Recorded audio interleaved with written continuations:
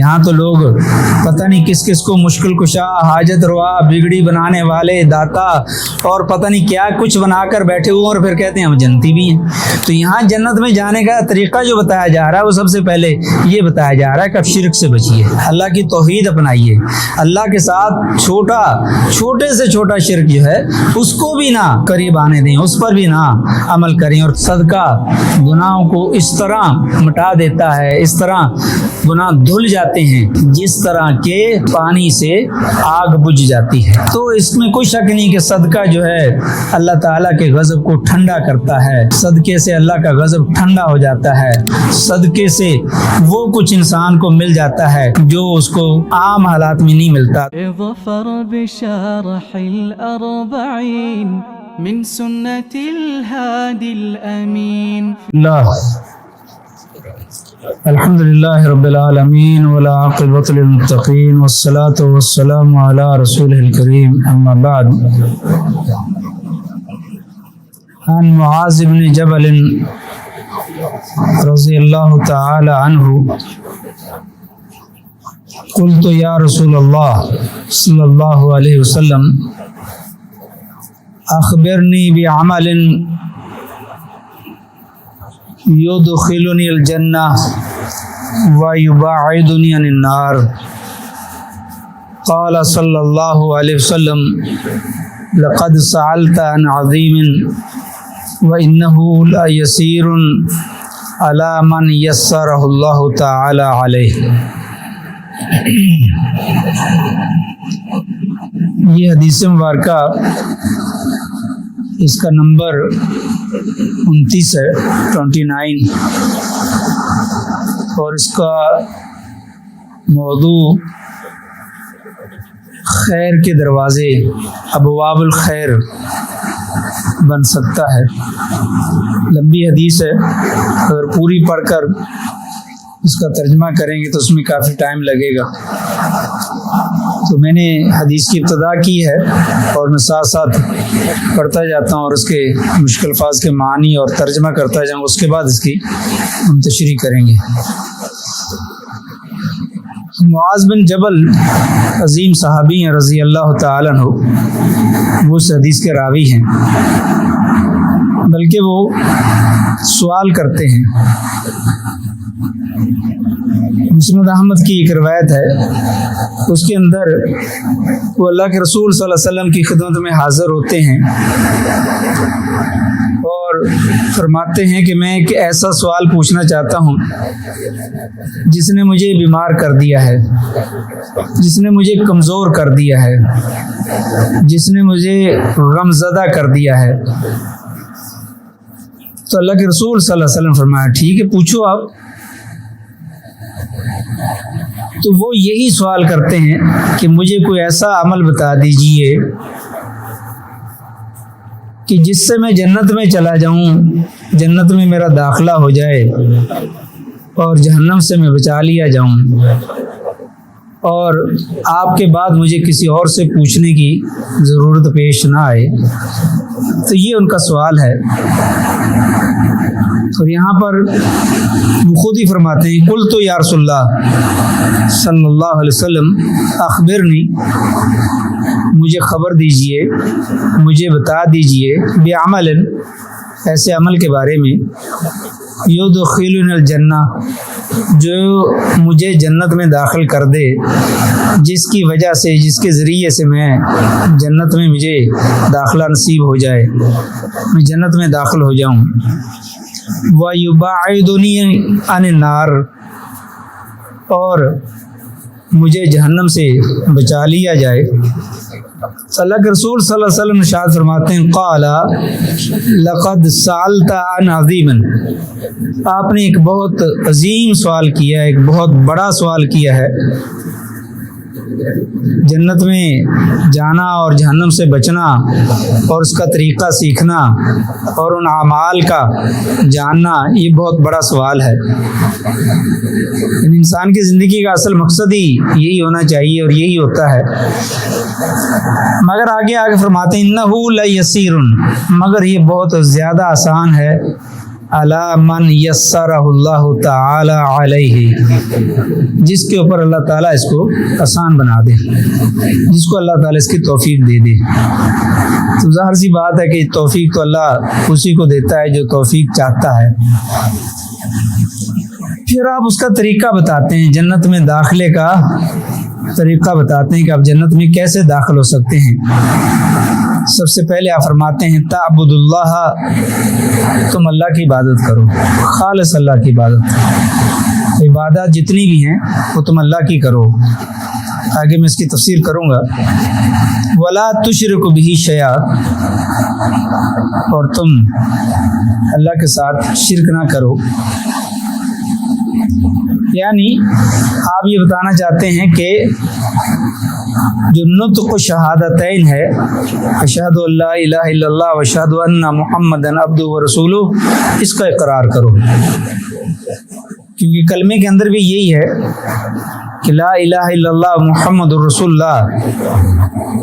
कि ला माबूद बिहक़्क़िन इल्लल्लाह, माबूद बरहक़ जिसकी इबादत की जाए वो एक अल्लाह है। तो अल्लाह से शिरक की नफ़ी हो गई है कि अल्लाह के साथ किसी को शरीक नहीं ठहराना। और यहाँ पर भी आप ये कह रहे हैं ताबुदुल्लाह वला तुशरिकु बिही शैआ, तुम अल्लाह की इबादत करो लेकिन उसके साथ किसी को शरीक ना ठहराओ, शिरक ना करो, कुछ भी, शैअन ज़रा बराबर, छोटा भी, मामूली सा शिरक भी अल्लाह के साथ नहीं करो। व तुकीमुस्सलाता, और आगे अरकान इस्लाम का बाकायदा तौर पर इबादत का जो तरीका है, अरकान इस्लाम है, पिलर ऑफ इस्लाम है, उसका तज़किरा किया जा रहा है। और ये हम पहले दूसरी हदीस के अंदर इब्तिदा में तफसील के साथ ये बता चुके हैं। वो तुकीमुस्सलाता, तुम नमाज कायम करो, व तूती ज़काता, तुम ज़कात अदा करो। अगर तुम्हारे पास माल है, साल गुजर जाता है, साहिब इंसाब हो। व तसूम रमज़ाना, और तुम रमज़ान के रोज़े रखो साल के बाद, एक माह के। व तहुज्जल बैता, और तुम अल्लाह के घर का हज करो, ज़ियारत करो। सुम्मा क़ाला, फिर आप सल्लल्लाहु अलैहि वसल्लम ने इरशाद फरमाया अला अदुल्लुका अला अबवाबिल खैर, अला खबरदार, क्या नहीं, अदुल्लो का मैं आपको बता दूं, आगाही कर दूं, खबरदार कर दूं, आपको बता दूं आपको, अला अबवाबिल खैर, भलाई के दरवाज़ों की मैं आपके रहनुमाई ना कर दूं, खैर के जितने भी दरवाजे हैं उनके बारे में ना आपको बता दूं। और फिर खुद ही जवाब भी दे दिया, अस्सौमु जुन्नतुन, रोज़ा मजबूत ढाल है, गुनाहों के मुकाबले में रोज़े से इंसान बहुत से गुनाहों से बच जाता है। रोज़ा आग के खिलाफ ढाल है, आग से हिफाजत है। अस्सौमु जुन्नतुन, मतलब ये था कि फ़र्ज़ी रोज़े तो ऊपर बता दिए हैं, यहाँ खैर के दरवाजे बताए जा रहे हैं और उसमें पहला तज़किरा रोज़े का किया जा रहा है, क्योंकि नफली रोज़ा, फ़र्ज़ी रोज़ा तो है ही है, नफली रोज़े की जो अहमियत है, जो उसका अजर है, जो उसका सवाब है, वो जो भलाई का खैर का दरवाज़ा है, वो सबसे पहले रोज़े का तज़किरा किया है। वह सदक़ातु, और सदका ततव्वुअ, नफली सदका, फ़र्ज़ी सदका ज़कात उसका तज़किरा तो हो चुका है, नफली सदका तुतफ़िउ, बुझा देता है, खतिया, गुनाहों को, कमा, जिस तरह, युतफ़िउल माउ अन्नारा, जिस तरह के पानी आग को बुझा देता है। जिस तरह पानी से आग बुझ जाती है, आग ख़त्म हो जाती है, भस्म हो जाती है, ऐसे ही सदका करने से, अल्लाह के लिए सदका देने से, वाजिब नहीं नफली सदका, रोज़मर्रा रूटीन का, रोज़ाना का, जब इंसान के पास सहूलत हो, जब इंसान के पास हो وہ صدقہ کر سکتا ہو تو صدقہ مال کا بھی ہو سکتا ہے، وہ صدقہ بات کا بھی ہو سکتا ہے، وہ صدقہ کسی کو اچھی بات کہنا، کسی کی بھلائی کرنا، یہ ساری چیزیں ہم پہلے پڑھ چکے ہیں۔ تو یہ جتنے بھی صدقات ہیں، وہ مالی ہوں، وہ قولی ہوں، فعلی ہوں، یہ جتنے بھی صدقات ہیں، یہ صدقے، یہ صدقہ اس میں مالی خاص طور پر یہ گناہوں کو مٹا دیتا ہے، گناہوں کو ختم کر دیتا ہے۔ جس طرح آگ پانی کے ذریعے آگ ختم ہو جاتی، پانی آگ کو ختم کر دیتا ہے۔ اور اس کے بعد وصلاۃ الرجل، اور نماز پڑھنا انسان کا، فی جوف اللیل، جوف کا ویسے معنی تو پیٹ ہوتا ہے، تو یہاں پیٹ سے مراد وسط ہے، درمیانی شب، لیل شب رات، یعنی رات میں نماز پڑھنا، تہجد کی نماز یہاں سے مراد ہے۔ ثم تلا، پھر اللہ کے رسول صلی اللہ علیہ وسلم نے آیت مبارکہ پڑھی جو سورہ سجدہ کی ہے، تتجافى جنوبهم عن المضاجع حتى بلغ يعملون۔ آپ نے وہ آیت پڑھی، اور یہ ایک آیت نہیں پڑھی، دو آیتیں پڑھی، یہاں تک کہ آپ پہنچ گئے یعملون تک۔ تتجافى جنوبهم عن المضاجع يدعون ربهم خوفا وطمعا ومما رزقناهم ينفقون فلا تعلم نفس ما اخفي لهم من قرة اعين جزاء بما كانوا يعملون۔ یہ سورہ سجدہ کی 16 اور 17 نمبر آیت ہے، یہ دونوں آیتوں کو تلاوت کیا، اور یہاں پر حدیث کے اندر پوری دو آیتوں کا تذکرہ نہیں کیا گیا، ابتدا بتائی گئی ہے، اور جہاں پر آپ نے اس آیت کو ختم کیا وہ بتایا گیا ہے۔ الا اخبرک براس الامر وعمودہ وذروۃ سنامہ۔ اس کے بعد اللہ کے رسول صلی اللہ علیہ وسلم فرماتے ہیں، الا اخبرک براس الامر، کیا میں نہ آپ کو بتا دوں جو سب سے بڑا کام ہے، اصل کام ہے، جو جڑ ہے اسلام کی، وعمود ہی، اور اس کا ستون، وذروۃ سنامہ ہی، اور چوٹی، سب سے اونچی چوٹی، اور ذروۃ سنام، سنام کہتے ہیں کوہان کو، اونٹ کی کوہان کو۔ تو یہ بھی آپ نے سوال کیا کہ میں آپ کو اسلام کی جو اصل ہے، جو جڑ ہے، اس کے بارے میں نہ بتا دوں، یہ کہ سارے معاملے میں دین کی جو جڑ ہے اس کے بارے میں نہ بتا دوں، اور اس کے عمود کے بارے میں، ستون کے بارے میں، اور اس کی سب سے اونچی چوٹی کے بارے میں نہ خبر دے دوں آپ کو۔ تو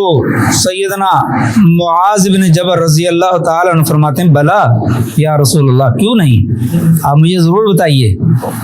تو پھر اللہ کے رسول صلی اللہ علیہ وسلم بتاتے ہیں، راس الامر الاسلام، کہ سب سے اونچی چوٹی، سب سے اصل کام، سب سے اساسی کام اسلام کے اندر وہ اسلام ہے، اسلام لانا، تسلیم کرنا، مسلمان ہونا، اسلام میں داخل ہونا۔ وعمودہ الصلاۃ، اور اس کا ستون، اس کا پلر، اس ضابطہ حیات کی اصل بنیاد وہ اسلام ہے،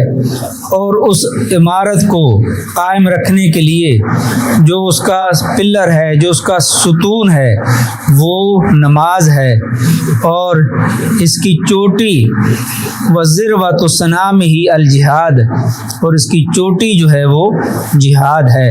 جو سب سے اونچا کام ہے دین کے اندر وہ اللہ کے راستے میں جہاد کرنا ہے، قتال کرنا ہے۔ ثم قال، پھر آپ صلی اللہ علیہ وسلم نے ارشاد فرمایا، الا اخبرک بملاک ذلک کلہ، کیا میں آپ کو ان تمام چیزیں جو پہلے بتا چکا ہوں ان کے حصول کا ذریعہ نہ بتا دوں، جو جس کے اوپر ان تمام چیزوں کا دار و مدار ہے وہ نہ بتا دوں میں آپ کو؟ تو صحابی رسول فرماتے ہیں قلت بلا یا رسول اللہ صلی اللہ علیہ وآلہ وسلم، تو میں نے فرمایا کیوں نہیں اللہ کے رسول، ضرور بتائیے۔ تو اللہ کے رسول صلی اللہ علیہ وسلم بعض دفعہ عملی طور پر بھی بتاتے تھے، ایک تو ہے کہ زبانی طور پر بتاتے تھے اور بعض دفعہ عملی طور پر بھی بتاتے تھے، بات کو واضح کرنے کے لیے، کسی چیز کی زیادہ وضاحت کرنے کے لیے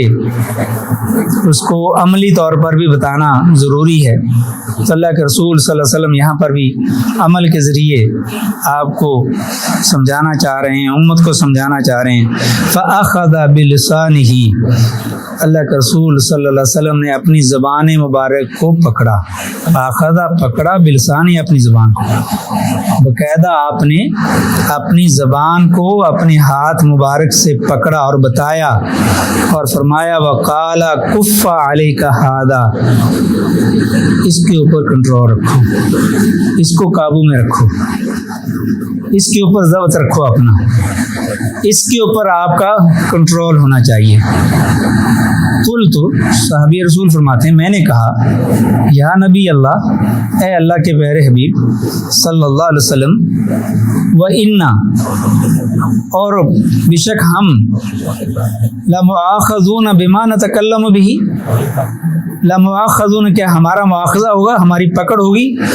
ہم سے پوچھا جائے گا، بِمَا نَتَكَلَّمُ بِهِ، جو کچھ بھی ہم بات کرتے ہیں، جو کچھ بھی ہم کلام کرتے ہیں، جو کچھ بھی ہم زبان سے ادا کرتے ہیں، اس سب کے بارے میں ہم سے پوچھا جائے گا۔ اللہ کے رسول صلی اللہ علیہ وسلم فرماتے ہیں فقال ثقلتک امک یا معاذ، اے معاذ، آپ کی والدہ محترمہ آپ کو گم پائے، آپ کی والدہ آپ کو مفقود پائے، آپ کی والدہ آپ کو گم کرے۔ اور اس سے مراد بظاہر ہر موت کی دعا ہے، مگر عام طور پر یہ عربی محاورہ ہے، اس سے مراد موت نہیں ہے بلکہ کسی کی غفلت، جو آدمی غفلت میں اس کو تنبیہ کرنا، اور کبھی کبھی یہ اظہار تعجب کے لیے بھی ہوتا ہے کہ بڑی عجیب بات ہے کہ آپ کو اس چیز کا نہیں پتہ، آپ کو یہ نہیں معلوم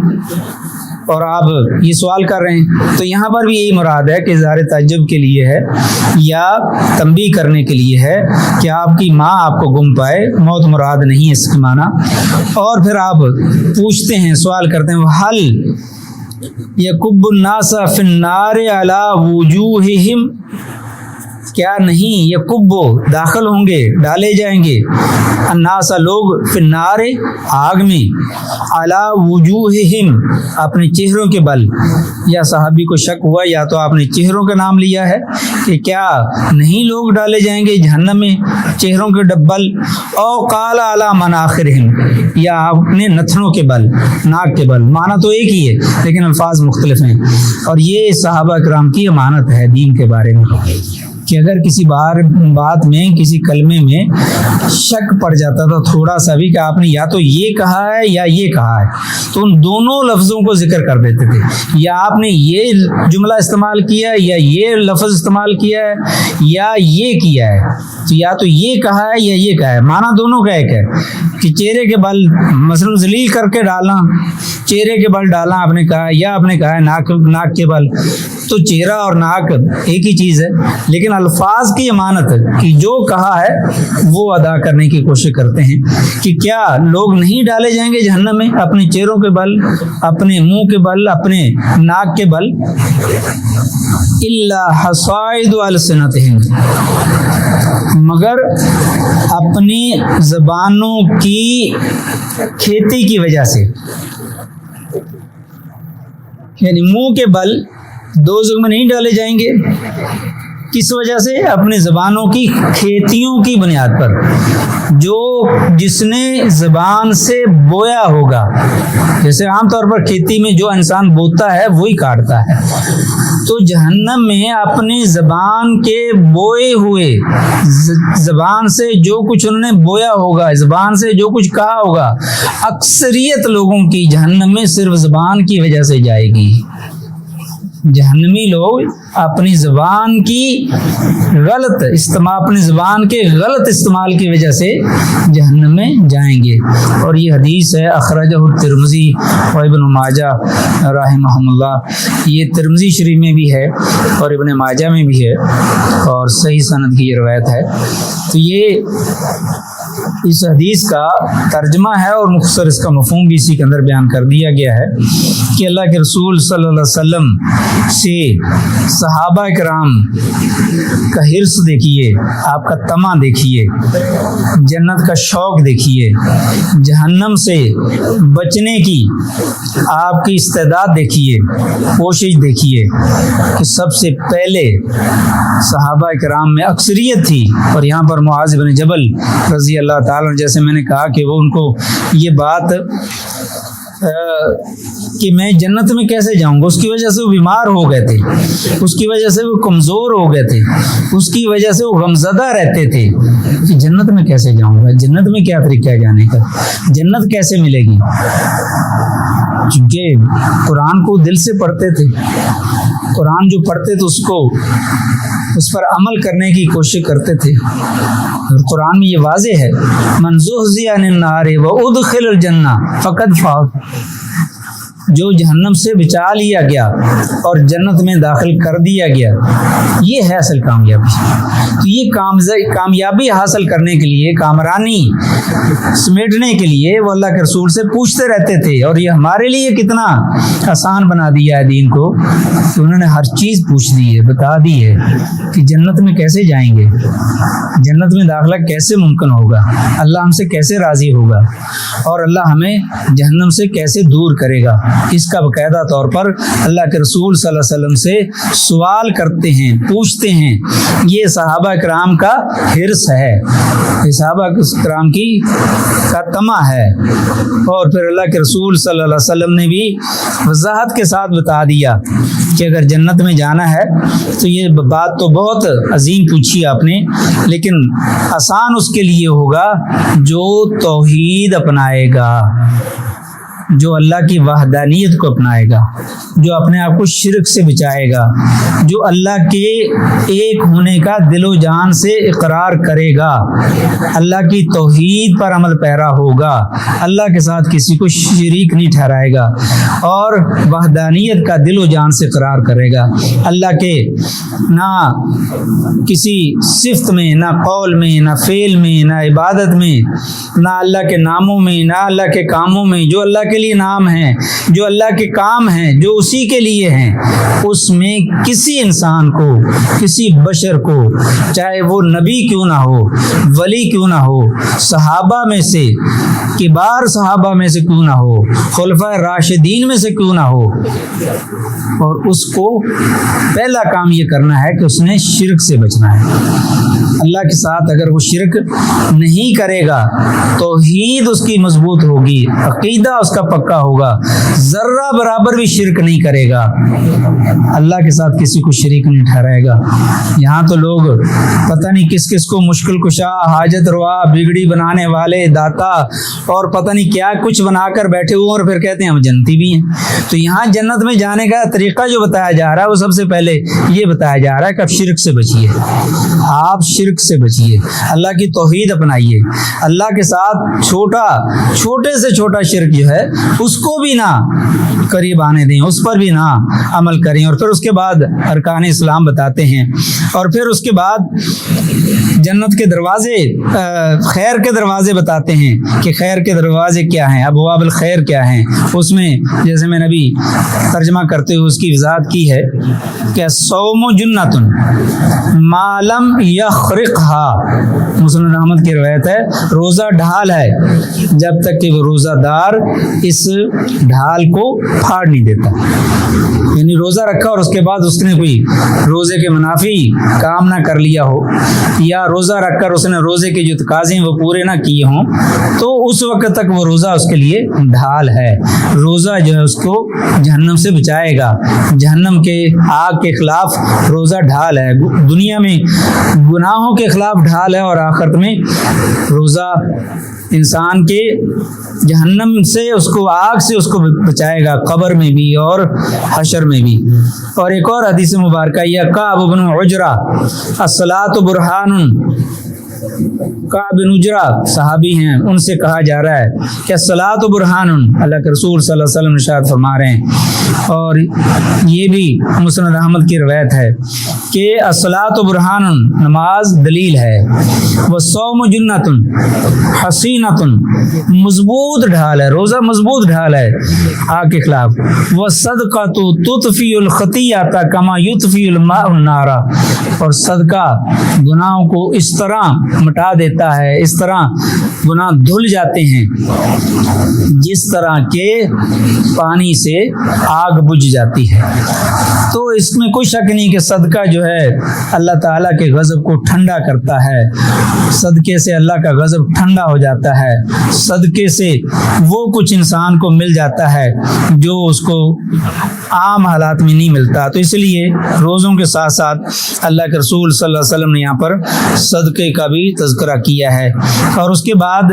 नमाज का तज़किरा किया है, और वो नमाज है नमाज तहज्जुद। तो नमाज तहज्जुद के बारे में हदीस के अंदर आता है, अफ़ज़लुस सियाम बादा रमज़ान शहरुल्लाहिल मुहर्रम,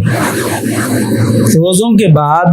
मुहर्रम के रोज़े रखना ये सबसे अफजल है। व अफ़ज़लुस सलात बादल फरीदा, और फ़र्ज़ नमाज़ों के बजाय जो तो अफजल तरीन नमाज है सलातुल लैल, वो रात की नमाज है, तहज्जुद की नमाज है, और ये सही मुस्लिम की सही रवायत है। नमाज तहज्जुद की फजीलत में अल्लाह ताला ने कुरान करीम में भी इरशाद फरमाया, जो हदीस में भी हमने पढ़ा है कि आपने आयत शुरू की और फिर उसको ख़त्म किया। तो वो आयत मुबारक है सूरह सजदा की 16 नंबर और 17 नंबर, ततजाफा जुनूबुहुम अनिल मज़ाजिह, वो अपने पहलुओं को अपनी चारपाइयों से, अपने बिस्तरों से दूर रखते हैं, अलहदा रखते हैं। यदऊन रब्बहुम खौफन तमा, अपने रब को पुकारते हैं खौफ से और तमा से, लालच से, अल्लाह के अजाब से डरते हुए और जन्नत का तमा करते हुए। दोनों नीयतों से अल्लाह से डरते भी हैं, अल्लाह से जन्नत का तमा भी रखते हैं, अल्लाह के अजाब से खौफज़दा रहते हैं और जन्नत का वो तमा करते हैं। व मिम्मा रज़क़नाहुम युनफ़िक़ून, और जो कुछ हमने रिज़्क़ दिया उनको उसमें से खर्च करते हैं। यहाँ एक समझने का नुक्ता है कि इंसान बाज़ दफ़ा ये कहता है ये रिज़्क़ जो मेरे पास है ये तो मेरी मेहनत है, मैंने पहले इल्म हासिल किया, सीखा, पढ़ा, फिर मैंने जो ना कारोबार शुरू किया या मैंने नौकरी शुरू की, तो ये तो मेरी मेहनत है। तो ये इंसान की भूल है। अक़ल किसने दी है, फ़हम किसने दिया है, वक़्त का सही इस्तेमाल किसने दिया है, और मेहनत और सारी चीज़ें किसने दी हैं, तौफीक किसकी तरफ से मिली? अल्लाह की तरफ से। तो अल्लाह ताला खुद यहाँ कह रहे हैं मिम्मा रज़क़नाहुम, जो रिज़्क़ हमने दिया उनको उसमें से खर्च करते हैं। तो ये जन्नतियों की अलामात में से है। और यहाँ पर आप बता रहे हैं कि जो रात में उठकर तहज्जुद पढ़ते हैं और अल्लाह से मांगते हैं और खौफ और तमे का ख्याल रखते हैं, तो उनके लिए क्या है, फ़ला तअलमु नफ़्सुन मा उख़फ़िय लहुम मिन क़ुर्रति आयुन, उनको नहीं मालूम उनकी आंखों की ठंडक के लिए अल्लाह ताला ने क्या क्या पोशीदा कर रखा है। जज़ाअम बिमा कानू यामलून, और वो बदला होगा ये उस चीज़ का जिसका वो जो अमल करते थे। यानी तहज्जुद पढ़ने वालों के लिए, तहज्जुद अदा करने वालों के लिए अल्लाह ताला ने ऐसे ऐसे अल्लाह ताला के वादे हैं, ऐसी जन्नतें हैं, ऐसे इनाम व इकराम हैं कि इंसान सोच भी नहीं सकता, इंसान ने कभी सोचा भी नहीं होगा। और वो सारी चीज़ें अल्लाह ताला ने मख्फी रखी। और ये बताने के बाद फिर अल्लाह के रसूल ने इरशाद फरमाया कि क्या मैं तुम्हें دین کی اصل، اس کا ستون، اس کی چوٹی نہ بتا دوں، تو اللہ کے رسول صلی اللہ علیہ وسلم اس میں 3 باتوں کا تذکرہ کیا کہ راس الامر یعنی دین کی جڑ جس کے ساتھ اللہ تعالیٰ نے اپنے پیارے حبیب صلی اللہ علیہ وسلم کو مبعوث فرمایا، بھیجا، وہ اسلام ہے۔ یعنی جب انسان اسلام میں داخل ہوگا، مسلمان ہوگا، کلمہ پڑھے گا، تو یہ اسلام، یہ دین کی اصل ہے، یہ دین کی جڑ ہے۔ اور دوسری ایک روایت میں اس کی تفسیر شہادتین سے ذکر کی گئی ہے۔ تو اس سے مراد جو یہاں بتایا جا رہا ہے وہ بھی یہی ہے کہ اللہ تعالیٰ کے ایک ہونے کی گواہی دینا اور اللہ کے رسول کے رسول برحق ہونے کی گواہی دینا۔ اور اس کے بعد دوسری جو بات فرمائی وہ عمود ہو، دین کا ستون جس پر دین کی عمارت قائم ہے، اور وہ ہے نماز۔ اگر پلر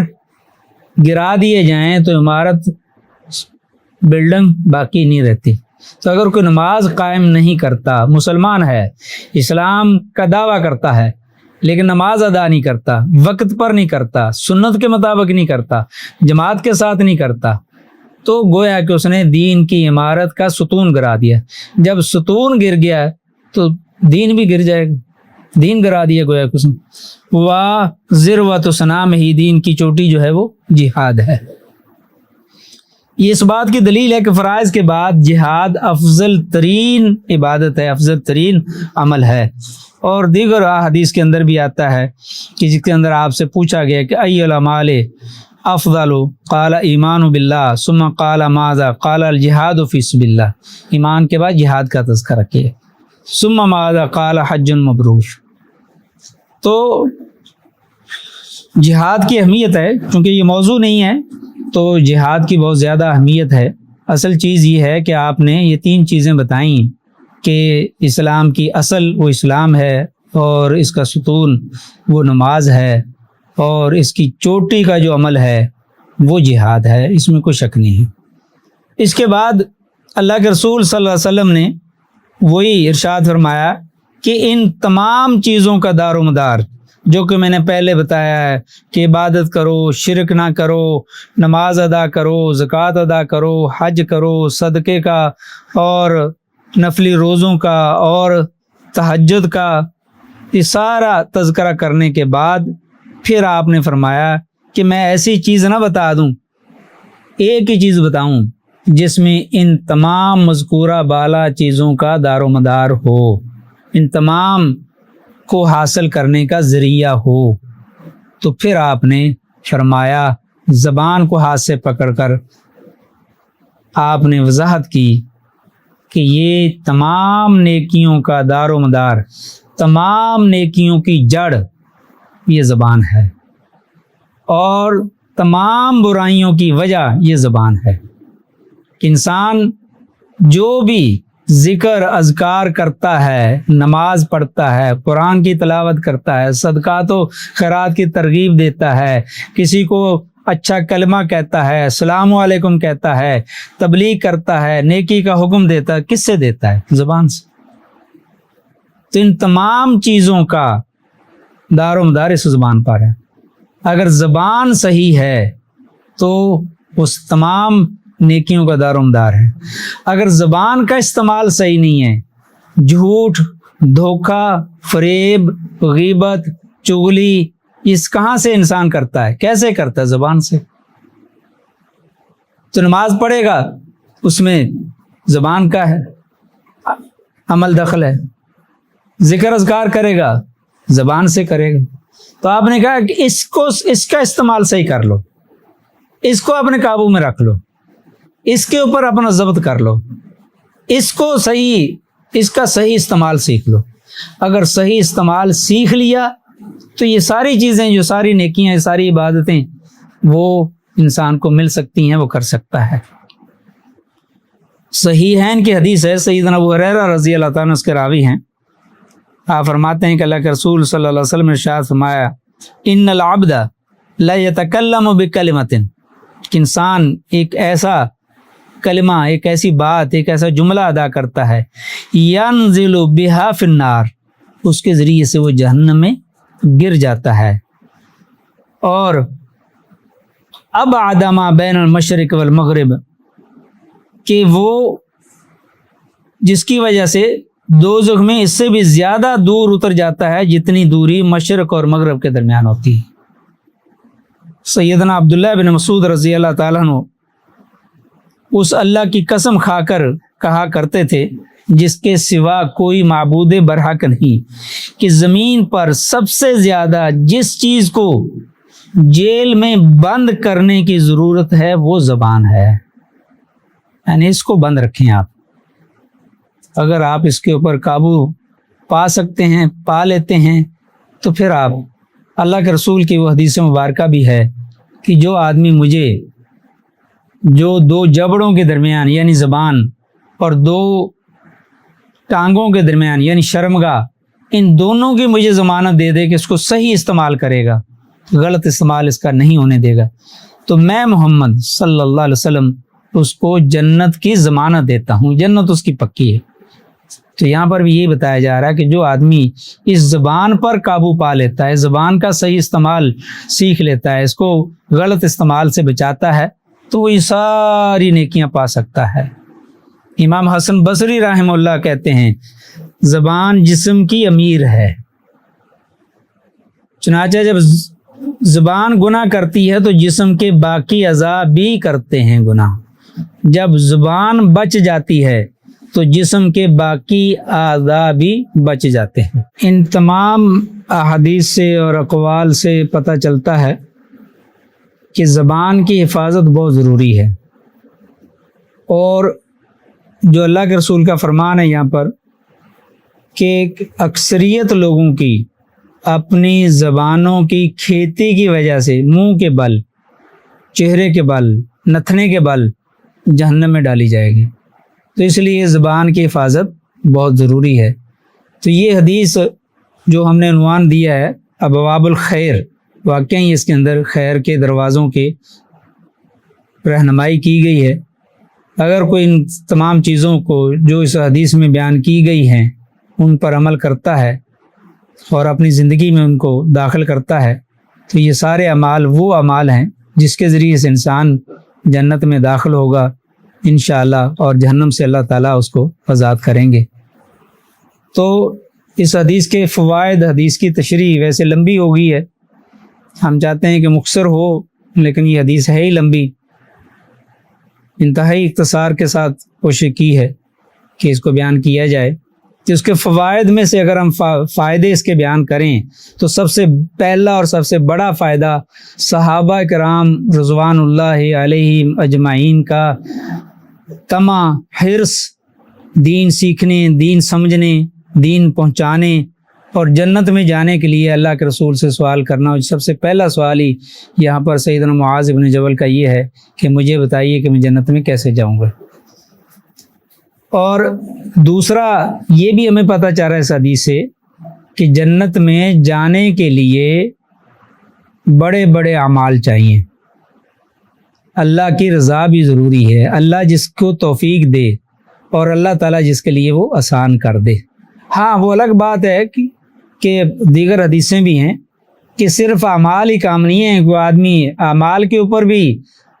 تکیہ کر کے، بھروسہ کر کے اور تکبر کر کے بیٹھ جائے کہ میرے تو اعمال بہت اچھے ہیں، میں تو جنت میں جاؤں گا، اس میں فضل بھی شامل ہے، جو دیگر احادیث سے پتہ چلتا ہے اعمال کے ساتھ ساتھ اللہ کا فضل بھی ضروری ہے۔ اور جو شخص اللہ تعالیٰ سے مدد طلب کرے اور خالصتاً اس کی رضا کے لیے عمل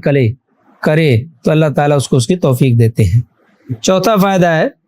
کہ فرائض کے ذریعے سے اللہ کے نے جو چیزیں فرض کی ہیں اس کے ذریعے سے اللہ تعالیٰ کو راضی کیا جا سکتا ہے، اللہ تعالیٰ راضی ہوتا ہے، اللہ کی خوشنودی حاصل کی جا سکتی ہے۔ اور اسی طرح نوافل کے ذریعے بھی، جیسے آپ نے نماز کا تذکرہ کیا ہے اور صدقے کا تذکرہ کیا ہے اور نفلی روزوں کا تذکرہ کیا ہے، تو نفلی روزے، نوافل، نفلی عبادات کے ذریعے بھی اللہ تعالیٰ کو راضی کیا جا سکتا ہے۔ اور سب سے اہم اور آخری فائدہ اس حدیث کا 6 نمبر وہ یہ ہے کہ انسان کو اپنی زبان پر قابو رکھنا چاہیے۔ اگر اس نے جنت میں جانا ہے، جہنم سے بچنا ہے، تو اپنی زبان کی حفاظت کرنی ہے، اپنی زبان کو اپنے کنٹرول میں رکھنا ہے۔ اللہ تعالی ہمیں عمل کرنے کی توفیق عطا فرمائے۔ سبحان ربک رب العزت عما یصفون وسلام علی المرسلین والحمد للہ رب العالمین۔ قال الله قال رسوله قال الصحابة هم أولو العرفان ما الدين نصبك للخلاف سفاهة بين الرسول وبين قول فلان